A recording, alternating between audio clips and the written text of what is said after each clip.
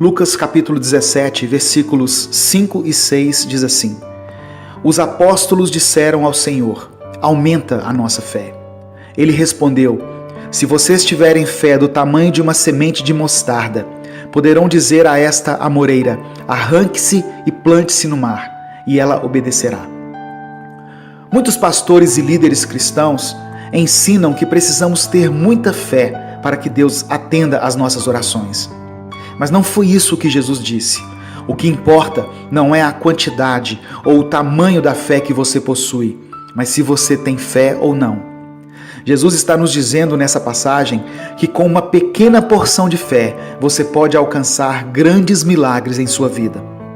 A ênfase do ensino aqui não é a grande fé dos discípulos, mas sim uma pequena fé num Deus grande e poderoso. Quando você for orar a Deus, ore com fé, crendo que Deus existe e que Ele recompensa aqueles que o buscam. Ainda que muitas vezes você não entenda a forma de Deus agir, creia que o Senhor vai responder às suas orações, como prometeu que faria. Tiago nos orienta a pedir com fé, sem duvidar, pois aquele que duvida é semelhante à onda do mar, levada e agitada pelo vento. Ele diz que quem duvida não receberá coisa alguma do Senhor. Temos que pedir segundo a vontade de Deus. 1 João 5,14 diz que esta é a confiança que temos para com Ele, que se pedirmos alguma coisa segundo a sua vontade, Ele nos ouve. Que as nossas orações sejam sempre seladas com a expressão: cumpra-se a sua vontade, Senhor, e não a minha. Por mais dolorosas que sejam essas palavras, nossa dificuldade é que nem sempre sabemos qual é a vontade de Deus numa situação específica. A palavra diz que não sabemos orar como convém, mas para isso nós temos o Espírito Santo. Peça a Ele que coloque as palavras certas em sua boca. Nossa certeza não está no poder da nossa fé, mas no poder de Deus. Uma fé pequena como um grão de mostarda removerá os montes. Não se refere aqui a montanhas, literalmente falando, mas sim a grandes obstáculos que muitas vezes estão no nosso caminho. Leia o capítulo inteiro e veja que Jesus estava falando sobre o perdão. Você está com dificuldade em perdoar alguém? Uma pequena fé em Deus vai te ajudar a superar essa montanha. Pessoas que foram perdoadas por Deus não podem achar difícil perdoar os outros. Você está tendo dificuldade para amar seu cônjuge? Uma pequena fé em Jesus, que se entregou por você na cruz, vai te ajudar a entender o verdadeiro significado do amor. Você está com dificuldade em vencer algum mau hábito ou um vício? Creia em Deus, pois Ele é poderoso para te libertar. Precisamos sim aumentar nossa fé, mas sabendo que o poder não está no tamanho da nossa fé, e sim naquele em quem nós cremos. Jesus não exige uma grande fé, mas uma pequena fé em um grande Deus. Eu quero orar por você. Senhor, aumenta a nossa fé. Sabemos que se tivermos um pouquinho de fé, podemos receber grandes milagres em nossa vida. Coloca em nosso coração uma certeza, uma convicção de que servimos a um Deus que pode mudar qualquer situação. Porque muitas vezes oramos ao Senhor, mas não tiramos os nossos olhos das circunstâncias. Nos ensine a fechar os olhos e a depositar toda a nossa confiança em Ti. Eu te peço em nome de Jesus. Amém. Deus te abençoe. Eu sou Edivaldo Oliveira e esse foi mais um Minuto com Deus.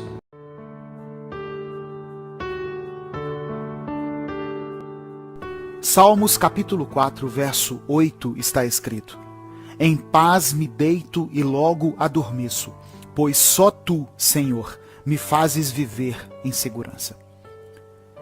Temos vivido um momento muito delicado, uma crise que tem feito com que muitas pessoas percam a paz e entrem em desespero, por não saber como será o dia de amanhã. A incerteza em relação à nossa saúde está ameaçada, e isso por si só já é motivo para que muitos percam o sono. Aliado a isso, estamos vivendo um tempo de crise financeira, onde muitas empresas já fecharam suas portas, muitas pessoas perderam seus empregos e outros tiveram sua renda diminuída em virtude da recessão na economia. em meio a essa crise, outras crises são geradas. Os relacionamentos na família, de forma geral, têm sido abalados por causa desse tempo de convivência exagerada que a pandemia nos impôs. Muitos acreditam que Davi escreveu o Salmo 4 durante a revolta de Absalão, o filho de Davi que começou a traçar planos para usurpar o trono de seu pai. Num momento da sua vida em que Davi se viu traído pelo próprio filho, ele se lembra da fidelidade de Deus e a expressa nas palavras contidas nesse salmo, que não apenas registra a aflição do salmista, mas sobretudo a sua confiança inabalável em Deus. Ele diz que se deita em paz e logo adormece. Antes de se deitar, busque a paz de Deus, pois assim você terá um sono de qualidade que vai revigorar suas forças. Essa paz é conseguida quando nos alimentamos da palavra do Senhor, quando dedicamos tempo à oração, ao relacionamento com Deus. Não estou falando de uma paz que depende de que tudo esteja bem ao seu redor, mas de uma paz que te faz caminhar acima das lutas. Davi tinha problemas. Ele lidava com suas batalhas diárias. Ele tinha que se preocupar com seus inimigos, até mesmo dentro da sua própria casa. Mas ele sabia que Deus era poderoso para conceder a ele a vitória. Davi se lembrava de como o Senhor tinha sido com ele até aquele momento, de como Deus havia feito ele derrotar um gigante. E essas lembranças faziam com que o rei tivesse paz para dormir. Isaías 44 diz que somos servos de Deus, povo escolhido por Ele, e que o Senhor tem nos ajudado desde o dia em que nascemos. Não devemos ter medo, pois Ele nos ama, e pelo seu poder, Ele pode fazer com que a chuva caia no deserto, e com que rios nasçam em terras secas. Ele nunca se esqueceu de nós. Quantas vezes Ele já nos livrou? Não será diferente agora. Tome posse dessa palavra. Eu quero orar por você. Senhor, nos dê a sua paz. Nos faça dormir tranquilos, com a certeza de que a nossa vida está em suas mãos. Sabemos que muitos problemas que estamos enfrentando vão nos acompanhar por um longo tempo. Por isso te pedimos força e sabedoria para lidar com eles. Assim como o Senhor foi conosco até hoje, nos dando livramentos, sustentando a nossa família, assim como o Senhor já abriu portas que nós nem esperávamos, que o Senhor seja conosco nesse momento, por causa da sua fidelidade. Tira de nós o desespero, a ansiedade, a tristeza e o medo e nos faça descansar em segurança. Que o sono venha ao nos deitarmos, de forma tranquila e revigorante. É o que eu te peço, em nome de Jesus. Amém. Deus te abençoe. Eu sou o pastor Edivaldo Oliveira e esse foi mais um Minuto com Deus.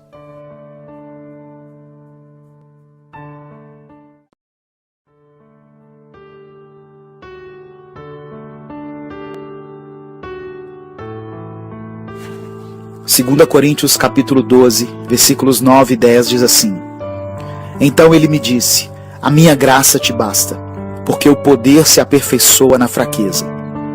De boa vontade, pois, mais me gloriarei nas fraquezas, para que sobre mim repouse o poder de Cristo.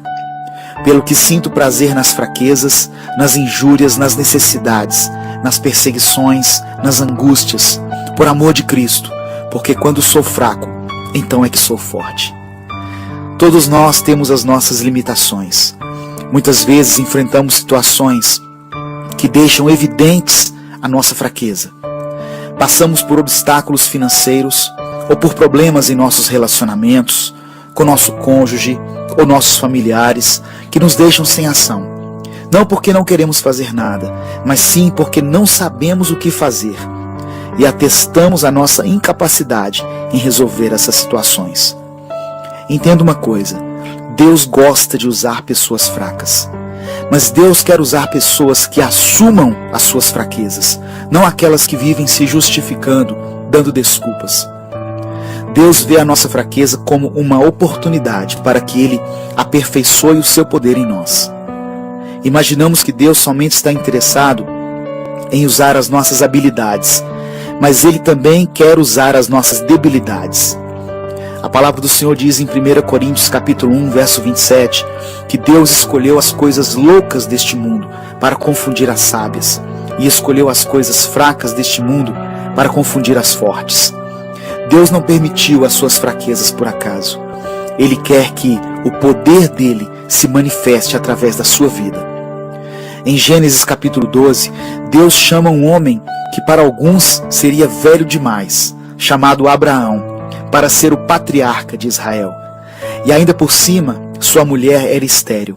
Quantas fraquezas numa pessoa só. Mas o Senhor usa a vida dele para dar início a uma nação separada para Deus. Deus também permite que um menino de 17 anos, que as pessoas achavam que era jovem demais, enfrente um gigante e se torne o maior rei que Israel já teve. Enquanto as pessoas viam a fraqueza de Davi diante de Golias, Davi olhava para o poder de Deus que seria aperfeiçoado na vida dele. Não importa o quanto você se sinta fraco diante de tudo que tem acontecido na sua vida, Deus pode te fortalecer e te capacitar para lidar com qualquer situação que se levante contra você e contra a sua família. Ele é Deus e todo o poder pertence a Ele. Para Deus não existem impossíveis. Admita suas fraquezas, confesse as suas imperfeições. Deus vai usar sua vida e te dar vitória sobre seus inimigos. Eu quero orar por você. Senhor, nós reconhecemos e nos alegramos na nossa fraqueza. Que o Senhor use a minha vida e a vida de quem está ouvindo essa palavra, pois eu sei que o seu poder se aperfeiçoa na nossa fraqueza. Toma a minha vida em tuas mãos. Eu coloco a seu dispor as minhas habilidades, o meu conhecimento e também as minhas deficiências e as minhas debilidades. Que eu aprenda a depender somente do Senhor e a não me tornar arrogante quando for usado pelo Senhor. Eu oro em nome de Jesus. Amém. Deus te abençoe. Eu sou Edivaldo Oliveira e esse foi mais um Minuto com Deus.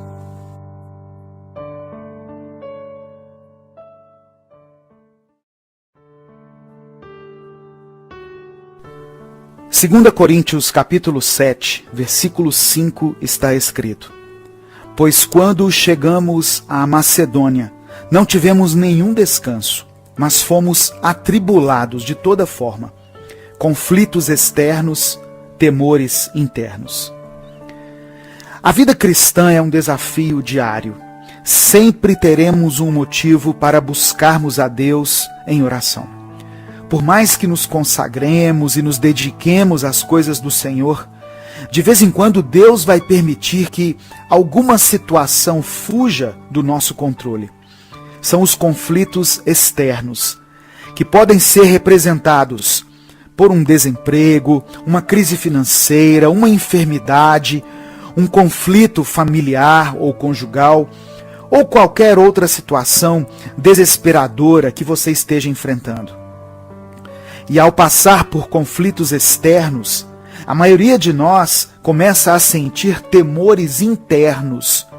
Ou seja, quando enfrentamos lutas que são maiores do que a nossa capacidade, automaticamente somos tomados pelo medo, pela tristeza, pela angústia e pelo desânimo. Se você está assim, eu quero que você saiba que Deus tem o controle de todas as coisas. Mesmo que uma determinada crise tenha te pegado de surpresa, Deus já sabia que você passaria por ela. Se essa mensagem chegou até você, é porque o Senhor quer que você saiba que Ele está cuidando de tudo. Ele não te abandonou. Deus tem um propósito para a sua vida e para a sua família, e nada vai impedir que os planos do Senhor se cumpram. É interessante percebermos nessa passagem que, antes de ir para a Macedônia com os outros discípulos, Paulo tentou ir para outros lugares.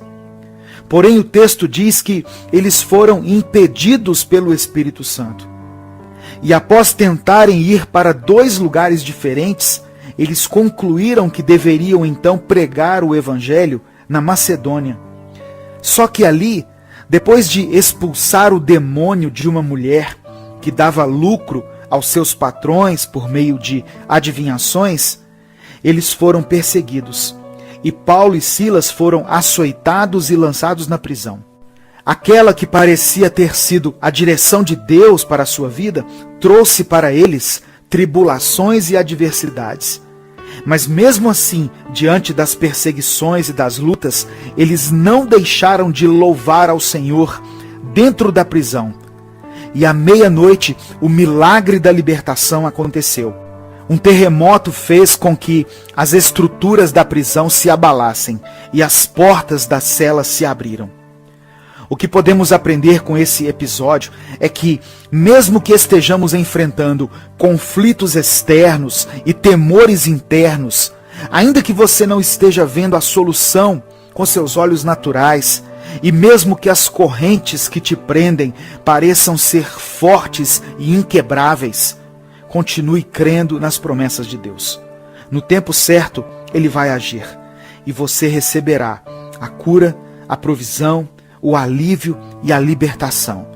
A paz vai voltar a reinar na sua vida e na sua família. Eu quero orar por você.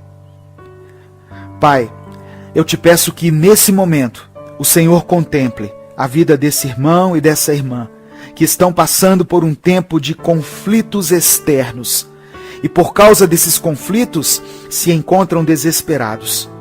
Que o Senhor renove a sua fé e a sua esperança e lhes dê força para que possam continuar lutando.